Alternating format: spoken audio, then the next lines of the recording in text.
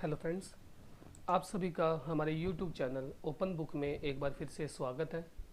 और जो आज की वीडियो रहने वाली है वो आपके लिए काफ़ी इंटरेस्टिंग और मज़ेदार रहने वाली है, क्योंकि आज की वीडियो में हम जो चर्चा करने वाले हैं वो SCS मेंस एग्ज़ाम के बारे में चर्चा करने वाले हैं, जो अभी हाल ही में हमारा एग्ज़ाम हुआ है। तो इसके अंदर हम जो चर्चा करेंगे वो करेंगे GS पेपर के बारे में और एनालाइज करेंगे बहुत अच्छे से। लेकिन सबसे जो मेन बात है, आज मैं इस पेपर को लेकर आया हूँ और ज़रूरी क्यों है आज का पेपर और आज की वीडियो आपके लिए देखना, क्योंकि इस बार जो HCS है यानी HPSC विभाग है वो काफ़ी बदलाव के मूड में देखने को मिल रहा है। क्यों? क्योंकि ये जो पेपर है ना, एक अच्छी लेवल का पेपर है। अगर एक अच्छे लेवल का पेपर है तो इसका मतलब एक पोस्ट भी अच्छे लेवल की है, तो पेपर भी क्या होना चाहिए, एक अच्छे लेवल का होना चाहिए। तो जैसा कि हमने देखा था किस टाइम में, प्री के टाइम में देखा कि प्री के एग्ज़ाम में बोर्ड ने काफ़ी अच्छी तरीके से क्वालिटी को मेंटेन करने का काम किया और बहुत अच्छा पेपर क्या किया, सेट किया। तो उसी पैटर्न को उन्होंने फॉलो किया। काफ़ी लोगों ने बहुत अच्छे से एनालाइज किया और उन्होंने सोचा कि विभाग इस बार कुछ अलग करने वाला है, तो इसीलिए उन लोगों के लिए पेपर अच्छा रहा होगा। लेकिन जिन लोगों ने वही अपनी पुरानी परंपराएं अपनाई, क्या कि पिछले जो एग्ज़ाम है, जो प्रीवियस एग्ज़ाम है, उनको देखो और उसके हिसाब से क्या करो, अपनी तैयारी करो, तो उनके लिए ये पेपर थोड़ा सा टफ रहा होगा। लेकिन मेरा पर्सनली मानना है कि विभाग ने जो भी किया है, पैटर्न चेंज किया, काफ़ी अच्छा काम किया है। क्योंकि लास्ट के एग्ज़ाम में क्या होता था, गैसिंग के साथ साथ रट्टा पद्धति जो थी, रट्टा मारना, तो ये जो था वो बढ़ावा दिया जा रहा था।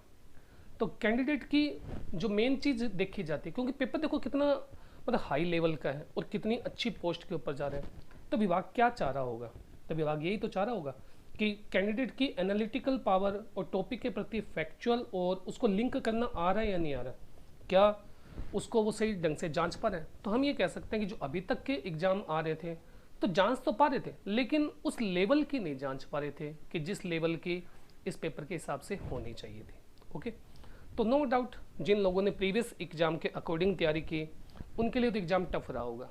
ओके, और टफ भी नहीं रहा होगा, कुछ ना कुछ तो लिख के ही आए होंगे। लेकिन वे कैंडिडेट जो UPSC की तैयारी कर रहे हैं तो उनके रडार में था एग्ज़ाम, कॉमन सी बात है, क्योंकि जो UPSC के कैंडिडेट हैं उनकी जो एनालिटिकल पावर है वो क्या होती है, काफ़ी बढ़िया होती है। बहुत अच्छे ढंग से क्या करते हैं, टॉपिक को देखते हैं, समझते हैं और जांचने का काम भी करते हैं। तो UPSC वालों के लिए इसमें मेरे हिसाब से कोई दिक्कत नहीं आई होगी, क्योंकि एग्ज़ाम विभाग ने भी क्या किया, कुछ ना कुछ जो इनपुट डाला है, यानी पुट डालने का काम किया ना, वो UPSC के पैटर्न के अकॉर्डिंग ही किया है। क्योंकि इस बार के एग्ज़ाम में विभाग ने देखो कितना बढ़िया किया। विभाग ने इस बार क्या किया, फैक्चुअल क्वेश्चन पे ज़्यादा फोकस किया। फैक्चुअल क्वेश्चन हो गया, एनालिटिकल क्वेश्चन हो गया, और उसके साथ साथ में इन क्वेश्चन के और ऑल सब्जेक्ट्स के बीच में अब सबसे जो मेन बात देखने को मिली वो क्या देखने को मिलेगी, इंटरलिंक। जिसको जितना बढ़िया करना आ रहा था उसके लिए क्वेश्चन उतने ही बढ़िया थे, यानी लिंकेज देखने को मिली, यानी इंटरलिंक काफ़ी बढ़िया देखने को मिला। तो हम ये कह सकते हैं कि परंपरा से हटा, यानी जैसे पहले क्या कर रहा था, एक स्पार्ट लीनियर क्वेश्चन पूछ रहा था। क्या पूछ रहा था, स्पार्ट लीनियर क्वेश्चन पूछ रहा था। लोग या कैंडिडेट क्या कर रहे हैं, कैंडिडेट प्रीवियस एग्जाम की तैयारी करके आ रहे हैं और वही उनके जद में आ रहा है और बहुत बढ़िया ढंग से बच्चे एग्जाम देकर जा रहे हैं। तो सबसे मेन ये दिखा इसके अंदर इस बार के क्वेश्चन में, तो लीनियर क्वेश्चन नहीं पूछे गए हैं। तो क्वेश्चन पूछे भी कैसे गए, तो अभी हमने बताया जैसे कि इस बार विभाग ने किस टाइप के क्वेश्चन पे ज़्यादा फोकस किया, फैक्चुअल क्वेश्चन हो गए, उनमें इंटरलिंक करना हो गया, या एनालिटिकल क्वेश्चन हो गया। जिस पर्सन का ये 3 सेक्टर मजबूत है उसके लिए काफ़ी इजी पेपर रहने वाला था। और इस बार जो सबसे मेन बात देखने को मिली, मेन बात क्या देखने, मेरे को तो सबसे बढ़िया यही चीज़ लगी कि गवर्नेंस में एथिक्स को देखा गया, यानी गवर्नेंस के साथ साथ में किसको देखा गया, प्लस एथिक्स का पुट भी देखा गया। तो यानी हर सेक्टर को क्या किया है, काफ़ी मजबूत करने का इन्होंने काम किया है। और आप कहाँ देख सकते हैं इस चीज़ को, इस चीज़ को देख सकते हैं जैसे आप क्वेश्चन 6 के अंदर देखिए, जो क्वेश्चन 6 है मैं दिखा देता हूँ आपको। यहाँ पे देखिए कि नागरिकों की राजनीतिक अधिकारों को जनहित याचिकाओं की भूमिका, 5वें नंबर क्वेश्चन में देख सकते हैं कि प्रशासनिक जवाबदेही को शामिल करके शिकायत निवारण तंत्र में महत्वपूर्ण भूमिका और विशिष्ट उदाहरण की एक साथ तर्क व्याख्या कीजिए। तो यहाँ पे हमें काफ़ी बढ़िया देखने को मिला है 5वें क्वेश्चन के अंदर कि किस प्रकार से एथिक्स को भी इसके अंदर कहीं ना कहीं इन्वॉल्व किया गया है। तो आगे हम देखते हैं कि हमारी जो एग्ज़ाम है उसमें क्या पूछा गया है और कैसे पूछे गए हैं। तो यूपीएससी पैटर्न जैसा फैक्चुअल क्वेश्चन भी पूछे गए। तो यूपीएससी जैसे फैक्चुअल क्वेश्चन किस प्रकार से पूछे गए कि देखो यूपीएससी ने एक बार क्वेश्चन पूछा था किसके बारे में, पाल कला के बारे में। किसके बारे में पूछा था? पाल कला के बारे में क्वेश्चन पूछा था। मैं एक बार पेन चेंज कर लेता हूँ। तो पाल कला के बारे में क्या पूछा था?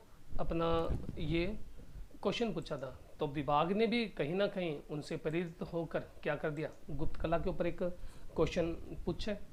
ठीक है जी, कौन सा पूछा है? पाल कला ये पूछा गया है, तो उन्होंने क्या पूछ लिया, गुप्त कला के ऊपर क्वेश्चन पूछा है। उसके बाद में और क्या देखने को मिला कि जैसे ईस्ट इंडिया कंपनी वाला एक बेहतरीन एनालिटिकल क्वेश्चन लगा। क्यों? क्योंकि यूपीएससी की तरह देखने को मिला। तो देखिए मैं आपको दिखा देता हूँ कि यूपीएससी ईस्ट इंडिया कंपनी का कि काफ़ी विस्तारित क्वेश्चन है। आप इसको ऐसा नहीं लिख सकते। अगर आपने इसको सही ढंग से जांच की है तभी आप इस क्वेश्चन को काफ़ी अच्छी ढंग से लिख पाएंगे। कि देखिए क्वेश्चन क्या है कि ईस्ट इंडिया कंपनी के व्यावसायिक हितों से शुरुआत करके ब्रिटिश साम्राज्य ने भारत को अपने कब्जे में कर लिया। इस मौन आक्रमण को रोकने में भारत की असफलता के पीछे क्या कारण थे, पीछे मुख्य कारण क्या थे, तो ये बताना था। तो यहाँ से पता चल रहा है कि काफ़ी मतलब तैयारी करके आया था इस बार विभाग कि हमें ज़बरदस्त करना है इस बार। तो अब जैसे और अगर मैं बताना चाहूँ इसके साथ साथ, तो अब ये देखिए जैसे अब जैसे 8वां क्वेश्चन देख लीजिए। तो साफ कर दिया कि नंबर नहीं मिलेंगे भाई। अगर आप पीछे से रट्टा मार के आए हैं या कुछ ऐसा करके आए हैं तो हम आपको इस बार नंबर नहीं देने वाले। देखो 8वां क्वेश्चन क्या है कि भारत के आर्थिक विकास में सूक्ष्म, लघु और मध्यम उद्योगों की भूमिका क्या है। तो अगर आप सिंपल लिख देते हैं तो आई थिंक सो आपको नंबर नहीं देगा इस बार एग्जामिनर। तो आपको बताना होगा इस क्वेश्चन के अंदर कि निर्यात में, जीडीपी में, आर्थिक विकास में जो ये सेक्टर है लघु उद्योग, मध्यम उद्योग, इनकी भूमिका क्या है। भले थोड़ा थोड़ा कवर कर लो, कोई दिक्कत नहीं है, कोई दिक्कत वाली बात नहीं आएगी, लेकिन आपको बताना जरूर पड़ेगा। तभी आपको जाकर क्या करेगा, एग्जामिनर नंबर देगा, अदरवाइज आपको नंबर नहीं देगा। ठीक है जी। तो मेरे मानने में तो काफ़ी अच्छी चीज़ है, लेकिन मेरे मानने ना मानने से क्या होता है, लेकिन काफ़ी अच्छी चीज़ देखने को मिली इस बार। उसके बाद में अगर मैं थोड़ा और आगे बढ़ाता हूँ अपने एग्जामिनर जो भी आप एनालाइज कर रहे हैं इस काम को, तो अब आप एमएनसी वाला क्वेश्चन देखो जैसे क्वेश्चन नंबर ये कौन सा था, एमएनसी वाला, बहुराष्ट्रीय कंपनियां, सेकंड क्वेश्चन था ये हमारे पास में। तो देखो क्या दिया गया कि बहुत सारी भारतीय और बहुराष्ट्रीय कंपनियां गांवों की तरफ भाग रही है क्योंकि गांवों का व्यापक बाजार ही एकमात्र हमारे देश की अर्थव्यवस्था को क्या कर सकता है, बचा सकता है। चर्चा कीजिए। तो अब यहाँ से क्या देखने को मिला कि ऐसा नहीं है कि थोड़ा सा एमएनसी को बताया, इधर उधर का लिखा और काम चले गया। आपको बताना होगा इंटरलिंक करके कि एमएनसी के कारण गांव को क्या फ़ायदा हुआ। यानी आपको क्या करना पड़ेगा, इसमें बताना पड़ेगा कि बहुराष्ट्रीय कंपनियों के कारण गांव को क्या फ़ायदा मिल रहा है, क्या कोई प्रॉफिट मिल रहा है या नहीं मिल रहा। उसके बाद में आपको ये भी बताना पड़ेगा कि एमएनसी जब गांव में जा रही है क्या उनको कोई फ़ायदा हो रहा है या नहीं हो रहा। और साथ में आप क्या कर सकते हैं, थोड़ा ऐड कर सकते हैं कि गवर्नमेंट, क्योंकि अगर एमएनसी गांव में जाएगी तो गवर्नमेंट के कोई ना कोई तो स्टेप होंगे ना, तो आप उनके थोड़े बहुत स्टेप भी बता सकते थे। और देखो फ़ायदा तो हर जगह होता नहीं है, उसके फ़ायदे के साथ साथ में क्या होने, अगर आप इसके बारे में थोड़ी सी कमियां लिख पाते हैं ना कि इसका फ़ायदा मिलेगा या नुकसान मिलेगा, तो आपका एक मॉडल क्वेश्चन बनकर तैयार हो जाएगा। तो काफ़ी अच्छी चीज़ देखने को मिली है। और साथ में देखो इसमें क्या कर रहे हैं कि यानी एक ही क्वेश्चन में 2 एस्पेक्ट्स को कवर कर रहे हैं। ठीक है जी, यानी एमएनसी और जो भी हमारी भारतीय अर्थव्यवस्था है गांवों पे किस प्रकार से डिपेंड कर रही है। तो काफ़ी एनालिटिकल क्वेश्चन है और बहुत बढ़िया ढंग से आपको क्या करना पड़ेगा, इसको लिखना पड़ेगा। तो अभी देखिए मैंने 3-4 के बारे में बताया, तो आपको अंदाज़ा हो गया होगा कि इस बार थोड़ा पेपर अच्छा रहने वाला है। तो इस एग्ज़ाम में एक और बात निकल कर आई कि भाई आपको भारत के साथ साथ इसके पड़ोसी देशों के बारे में पता होना चाहिए, क्योंकि काफ़ी लोग जैसे मान लीजिए कि इंडिया के बारे में ही थोड़ा कवर करके गए हैं, या जो बहुत बड़ी बड़ी मतलब कंट्रीज है जैसे अमेरिका हो गया, ब्रिटेन हो गया, चाइना हो गया, रशिया हो गया, इनके बारे में पता करके गए। लेकिन आपको क्या करना पड़ेगा, इस पेपर ने शो कर दिया कि भाई आपको कम से कम भारत के जो पड़ोसी देश है ना, जो पड़ोसी देश है कम से कम उनके बारे में तो पता ही होना चाहिए। क्या पता होना चाहिए कि भाई देश में उनके देशों में चल क्या रहा है और उनकी नीतियाँ कैसी हैं, ये सब कुछ पता होना चाहिए। लेकिन सबसे मेन बात यह है कि देखो सीधा नहीं पूछ रहे हैं, क्या कि सीधा नहीं पूछ रहे हैं किसी भी चीज़ को, पूछ क्या रहे हैं, डिफरेंस पूछ रहे हैं, स्ट्रेटजिक एरिया को कवर कर रहे हैं। और जो सबसे मेन इस पेपर में कवर किया गया है वो कवर किया गया है जैसे रशिया, चाइना और श्रीलंका। तो आपको इनके बारे में पता होना चाहिए था, तभी ये आपके लिए थोड़ा सा अच्छा पेपर रहने वाला था। इसलिए मैं बार बार कह रहा हूँ कि जो इस बार का पेपर है ना वो काफ़ी बेहतरीन पेपर है, काफ़ी ज़बरदस्त पेपर बनाया गया है। और उसके साथ साथ में देखो इस पेपर के अंदर लगभग सब एस्पेक्ट्स को कवर किया गया है, यानी एक होलिस्टिक व्यू देखा जा रहा है कैंडिडेट का, यानी किसी एक फील्ड पर फोकस नहीं किया जा रहा कि ऐसा हो सकता है कि किसी बच्चे का एक फील्ड बहुत बेहतरीन हो। जैसे एग्जाम्पल के तौर पे अगर कोई भी बच्चा यूपीएससी मतलब एस्पिरेंट है या एचसीएस का एस्पिरेंट है तो उसने इतनी तो गैसिंग कर ही ली होगी कि भाई 73वां और 74वां संविधान संशोधन तो जरूर आएगा, और वो आया भी है। तो अगर बोर्ड क्या करेगा भाई, ऐसे ही क्वेश्चन देता रहेगा तो फिर क्या हो गया, तो वही होगी ना कि प्रीवियस के ऊपर गया, उसने देखा अभी पेपर में पूछ क्या रहा है और चलो भाई बात खत्म है। तो इस बार विभाग ने शो कर दिया कि नहीं, हम क्या करेंगे, होलिस्टिक कवर करने की सोच रहे हैं, यानी पूरा बहुत बेहतरीन ढंग से पेपर में ऑल एस्पेक्ट्स को कवर किया गया। जैसे मैं एक और बताऊं कि इस बार क्या किया गया, सहकारी संघवाद का क्वेश्चन बहुत ही बढ़िया रहा, यानी जानना चाह रहे हैं कि सरकार ने क्या किया, क्या कैंडिडेट को पता भी है या नहीं पता। तो सहकारी संघवाद का जो क्वेश्चन था वो काफ़ी बढ़िया क्वेश्चन देखने को मिला। तो इसमें आप क्या लिख सकते थे, सहकारी संघवाद का क्वेश्चन, तो देखिए जैसा कि क्वेश्चन कौन सा है, 17वां क्वेश्चन है। अब 17वें क्वेश्चन में क्या पूछा गया है कि हाल ही के वर्षों में सहकारी संघवाद की अवधारणा पर लगातार बल दिया गया है, वर्तमान ढांचे की कमियां को प्रमुखता से दिखाएं और यह भी बताएं कि सहकारी संघवाद इन कमियों का मुकाबला कैसे करते हैं। तो अगर आप सहकारी संघवाद के बारे में बता देते हैं और थोड़ा और लिख देते हैं तो यानी इस बार काम नहीं बनने वाला था। तो इस बार आपको क्या दिखाना था, बहुत ब्रॉड लेवल में दिखाना था कि क्योंकि बोर्ड यही तो जानना चाह रहा है ना, क्या कैंडिडेट हर फील्ड को जान पा रहे हैं या नहीं जान पा रहे हैं। तो आप क्या क्या कवर कर सकते थे इस क्वेश्चन के अंदर, देखो जैसे इनमें दिखाया गया है कि आप लिख सकते थे कि आप पीएम प्रगति ऐप के बारे में लिख सकते थे। क्या लिख सकते थे आप, पीएम प्रगति ऐप के बारे में बता सकते थे। और जैसे मन को जानो, ठीक है जी, तो मन की बात भी लिख सकते थे, जो भी पीएम मोदी द्वारा कार्यक्रम चलाए जा रहे हैं। उसके बाद में जैसे गंगा प्लान है, अब गंगा प्लान में क्या करते हैं कि सब सीएम एक साथ में आते हैं और राज्यों का सहयोग मिलता है। तो देखो राज्यों का सहयोग मिल रहा है तो क्या संघवाद का पुट नहीं आ रहा। तो अगर आप ऐसा कुछ लिखते तो काफ़ी बढ़िया आपका क्वेश्चन बनकर तैयार हो जाता और आपके लिए काफ़ी अच्छा रहने वाला था। तो अभी देखिए मैंने कुछ एक क्वेश्चन बताए हैं, मैं लगभग पूरा कवर नहीं कर रहा, जो मेरे को काफ़ी अच्छे अच्छे क्वेश्चन लगे उनके बारे में मैं बता रहा हूँ कि उन्होंने कितना कुछ लिखा है और कितना कुछ बढ़िया ढंग से काम किया है।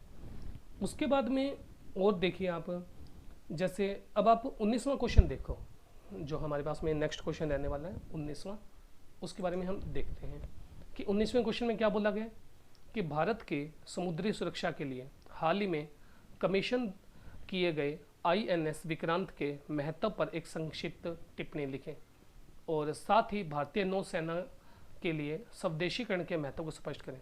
अब सबसे मेन मुद्दा देखो भाई, यहाँ पे 14 नंबर का है ये, ओके। अब ये 14 नंबर का है, तो जिन लोगों ने प्रीवियस ईयर को फॉलो किया होगा तो उसके हिसाब से ये पेपर में क्वेश्चन ज़्यादा कितने नंबर का रहा होगा, 2 नंबर का क्वेश्चन रहा होगा। वो बेचारा आराम से करके गया, वो भी कुछ ऐसा आएगा 2 नंबर का आएगा, लेकिन यहाँ तो 14 नंबर का आ गया। तो पुराने पैटर्न में क्या है कि भाई 2 नंबर का क्वेश्चन पूछा और चल काम खत्म, भाई तू भी खुश है और मैं भी खुश हूँ। लेकिन इस बार जो बोर्ड है अपने इरादों को पहले ही शो कर चुका था कि भाई पूरा लिखना होगा, यानी अच्छा क्वेश्चन तो काफ़ी एनालिटिकल क्वेश्चन में आपको देखने को मिले इसमें। साथ में दिखा कि सब्जेक्ट में इंटरलिंक काफ़ी, ऑल सब्जेक्ट में इंटरलिंक काफ़ी बढ़िया था, इसलिए हर एस्पेक्ट्स को कवर किया गया। और कारण बताएं आप इसके अंदर, तो क्या कर सकते हैं, काफ़ी और भी आपका बेहतरीन क्वेश्चन बन जाएगा। तो अभी तक देखो मैंने जितना बताया, मेरे हिसाब से ये काफ़ी बढ़िया पेपर रहने वाला है और इस बार का। और नेक्स्ट टाइम अगर कोई भी बच्चा इसकी तैयारी कर रहे हैं तो सबसे पहले आप क्या कर लीजिए, HCS के अकॉर्डिंग अगर आप तैयारी कर रहे हैं तो आपका काम नहीं बनने वाला। तो आपको क्या करना पड़ेगा, थोड़े से अच्छे लेवल की तैयारी करनी पड़ेगी, तब आप जाकर कहीं ना कहीं इस एग्ज़ाम को क्लियर कर पाएंगे। अगर बोर्ड इस पैटर्न को फॉलो करता है तो। अगर बोर्ड इस पैटर्न को फॉलो नहीं करेगा तो आप ये मान लीजिए कि आप प्रीवियस एग्ज़ाम को चेक करें और उस हिसाब से पेपर दे दीजिए, लेकिन लग नहीं रहा इस बार।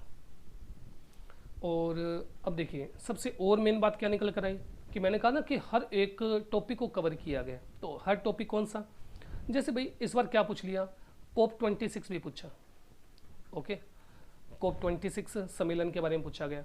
तो ये तो बहुत काफ़ी इजी रहने वाला था। आप क्या करते, थोड़ी सी हिस्ट्री बता देते, ओके, थोड़ा सा प्रेजेंट बता देते भाई अब क्या चल रहा है इसके बारे में, और साथ में हमारे जो मोदी जी गए उसके बारे में बता देते कि भाई मोदी जी ने इस सम्मेलन में क्या बोला और क्या कहा। तो मज़ा आ जाता सच में, आपका क्वेश्चन एक मॉडल क्वेश्चन बनकर तैयार हो जाता अगर आप इसको लिखते तो। उसके बाद में एक और नई बात क्या थी, तो नई बात ये देखने को मिली। तो नई बात बताने से पहले चलो हम सारे एक बार क्वेश्चन देख लेते हैं कि क्या क्वेश्चन रहने वाले थे इसमें। कि प्रशासनिक जवाबदेही को शामिल करने में शिकायत निवारण तंत्र ने एक महत्वपूर्ण भूमिका निभाई है और विशिष्ट उदाहरणों के लिए अपने तर्क की व्याख्या करें। नागरिकों की नागरिक राजनीतिक अधिकारों को प्रसारित करने में जनहित याचिकाओं की भूमिका की व्याख्या करें। तो यानी देखो गवर्नेंस क्या पूछ रखा है कि भाई गवर्नेंस कितना बढ़िया काम कर रही है या नहीं कर रही है, तो कैंडिडेट को पता होना चाहिए था इसके बारे में। हाल ही के वर्षों में भारतीय बैंकिंग क्षेत्र में अनर्जक जो NPA बढ़ता जा रहा है, यानी नॉन परफॉर्मिंग एसेट्स बढ़ती जा रही है, तो उसके पीछे के कारण बताने थे। तो कारण बताने थे तो बताना चाहिए था कि भाई सरकार ने क्या क्या नीतियाँ अपनाई हैं, और जो नीतियाँ बनाई हैं NPA को, भाई संपत्तियाँ NPA ना हो जाए। अब कईयों को तो NPA ही नहीं पता होगा, तो आपको ये पता होना चाहिए था कि सरकार उसके प्रति क्या क्या नीतियाँ बना रही है। क्योंकि अब जैसे नीरव मोदी हो गए और ये बड़े बड़े जो घराने के लोग हैं लोन लेते हैं, भाग जाते हैं, और उनकी जो संपत्ति है, जो परिसंपत्तियाँ हैं, वो क्या हो जाती है, NPA में काउंट हो जाती है। तो ये सरकार के लिए क्या होता है, देश के लिए एक तरह से नुकसान होता है। तो आपको ये बताना था इसके अंदर कि सरकार इसके लिए क्या कर रही है, क्या जो सरकार स्टेप उठा रही है वो काफ़ी है। आप अपने भी पॉइंट ऑफ व्यू दे सकते थे कि हाँ सरकार को कुछ ऐसा करना चाहिए, तो काफ़ी बढ़िया रहने वाला था। उसके बारे में, इसके बारे में तो हमने डिस्कशन कर ही लिया कि आपको लगभग सब कुछ 3 स्तर को क्या करना था, इसके अंदर कवर करना था, तब जाके आपका एक बढ़िया क्वेश्चन बनता। आगे भारत की परमाणु नीति पर चर्चा करें और इसके प्रथम इस्तेमाल नई नीति पर उदयमान बहस जो है इसका विश्लेषण करना था आपको। उसके बाद में श्रीलंका में वर्तमान आर्थिक विपदा के कारणों का पता करें। तो अब देखिए यहाँ पे श्रीलंका क्या है, हमारा पड़ोसी देश है। तो अगर हमें ये पता होता कि वहाँ पर किस प्रकार से जो आर्थिक मंदी है या आर्थिक विपदा आई हुई है, तो हम इसके बारे में काफ़ी अच्छे से लिख सकते थे। नेक्स्ट क्वेश्चन देखिए कि तृतीय स्तर सरकार के रूप में, अब मैंने बोला कि जो बच्चा अगर UPSC की तैयारी करे, HCS की तैयारी करे, अगर इसको इम्पोर्टेंट नहीं मान रहा तो आई थिंक सो उसकी तैयारी वेस्ट है। क्योंकि आज के टाइम में क्या है कि ये क्वेश्चन एक इतना इम्पोर्टेंट क्वेश्चन है कि हर बच्चे को इसको तैयार करना ही करना चाहिए। उसके बाद में अकबर ने मनसबदारी प्रथा की शुरुआत क्यों की और इसके द्वारा मुगल प्रशासन में लाए गए परिवर्तनों की चर्चा करें। तो ये काफ़ी एक ईजी सा क्वेश्चन रहने वाला था, जिसने प्रीवियस ईयर के अकॉर्डिंग पढ़ा तो वो आराम से लिख सकता था। आगे है कोविड-19 महामारी के खतरों से निपटने के लिए भारत सरकार द्वारा उठाए गए कदमों की व्याख्या करें। इस समस्या से निपटने में आने वाली चुनौतियों से निपटने के लिए आवश्यक मुद्दों पर संक्षिप्त टिप्पणी करें।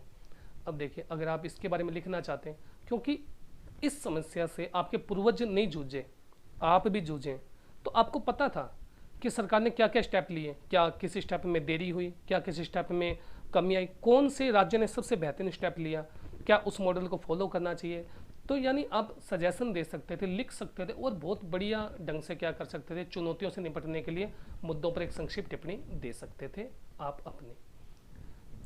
उसके बाद में नेक्स्ट क्वेश्चन देखिए, जैसे मैंने अभी COP26 के बारे में बताया, जो ग्लासगो के दौरान विकसित और विकासशील राष्ट्रों के बीच परस्पर विरोधी दृष्टिकोण का आंकलन करें। तो इसमें अब मैं आपको बता ही चुका हूँ कि आप जो भी प्रधानमंत्री जी ने बोला उसके बारे में आप लिख सकते थे। नेक्स्ट है कि कार्यपालिका को नियंत्रित करने के लिए संसदीय कार्यपालिका प्रणाली ने विधायिका को कई अधिकार दिए हैं। तो साथ ही ये स्पष्ट करें कि कार्यपालिका को नियंत्रित करना क्यों आवश्यक है। तो देखो इसके बारे में तो आप आराम से लिख सकते हैं कि अगर थोड़ा सा भी आप एनालाइज करें तो बहुत अच्छे ढंग से आप अपने क्वेश्चन को मॉडल क्वेश्चन के नज़दीक लेकर जा सकते हैं। नेक्स्ट है प्रतिरक्षा और सामरिक क्षेत्र में भारत रूस सहयोग का आकलन करें। तो यहाँ पे देखिए हमें भारत और रूस के बारे में पूछा गया, तो हमें इसके बारे में पता होना चाहिए। उसके बाद में हम इसके बारे में चर्चा पहले ही कर चुके हैं। नेक्स्ट क्वेश्चन है हालिया गलवान घाटी संघर्ष के परिप्रेक्ष्य में। तो यहाँ से देखो भारत और चीन, तो यानी हमारे 3 पड़ोसी देशों के बारे में पूछा जा चुका है। कौन कौन? चाइना, रशिया और श्रीलंका के बारे में। तो नेक्स्ट जब भी आप तैयारी करें तो आप अपने पड़ोसी देशों को कवर करना ना भूलें। आगे प्रवासीय शासन के दौरान विभिन्न भू राजस्व निपटानों ने कृषि के वाणिज्यकरण के विकास में कितना योगदान दिया है और ग्रामीण समाज पर इसका क्या प्रभाव था। तो आप इसके बारे में कमियां बता सकते हैं जो भी प्रवासीय शासन के दौरान विभिन्न भू राजस्व थे, और उनके बारे में बता सकते हैं कि क्या फ़ायदा हुआ या क्या नुकसान हुआ। उसके बाद में अगर हम नेक्स्ट देखें तो ये हमारा हिंदी का ऐसे का एग्ज़ाम रहने वाला था, तो आप इसको देख सकते हैं। और ये पेपर भी आसान नहीं था कि जिसको समझ आ रहा था उसके लिए तो काफ़ी इजी रहने वाला था। तो कहीं ना कहीं ये जो इस बार का पैटर्न रहा ना, तो ये पैटर्न यूपीएससी के हिसाब से पूछा गया है। तो जो लोग क्या करें यूपीएससी की तैयारी करें तो उनके लिए काफ़ी इजी पेपर रहने वाला था। तो पेपर को एनालाइज करने के साथ साथ इस बार बोर्ड ने और भी कई अच्छे काम किए। तो जो हम ये कह सकते हैं कि एक और नई बात है, ये क्या थी कि जो शीट दी जाती थी ना, इस बार उसमें काफ़ी अच्छा स्टेप लिया गया और एक अच्छा बदलाव किया गया। बदलाव क्या था कि भाई जो इस बार शीट दी गई वो लाइन वाली शीट नहीं थी। ओके, एक आपको क्या दिया गया, प्लेन पेपर दिया गया और आपको क्वेश्चन लिखने के लिए एक प्रॉपर स्पेस दिया गया। प्रॉपर स्पेस दिया गया, साथ में क्वेश्चन राइट डाउन किया गया। बच्चे को अब यूँ नहीं है कि इधर उधर का कुछ भी लिख दें। बच्चे को क्या करना पड़ेगा, बिल्कुल बंदे हाथों से लिखना पड़ेगा और सब एस्पेक्ट्स को भी कवर करना है। तो यानी बोर्ड ने दिखा दिया कि हम आपको फैसिलिटी दे रहे हैं, तो आप अच्छे ढंग से उसको लिखें और आपका जो भी पॉइंट ऑफ व्यू है आप उसके अंदर क्या कर सकते हैं, कवर कर सकते हैं। तो उम्मीद करता हूं कि आपको ये वीडियो पसंद आई होगी और आप हमारी वीडियो को ज़्यादा से ज़्यादा शेयर करें, लाइक करें और सब्सक्राइब करना ना भूलें। धन्यवाद। अगर आपको हमारी वीडियो अच्छी लगी हो तो आप हमारे चैनल को शेयर करें, सब्सक्राइब करें और लाइक करना ना भूलें। धन्यवाद।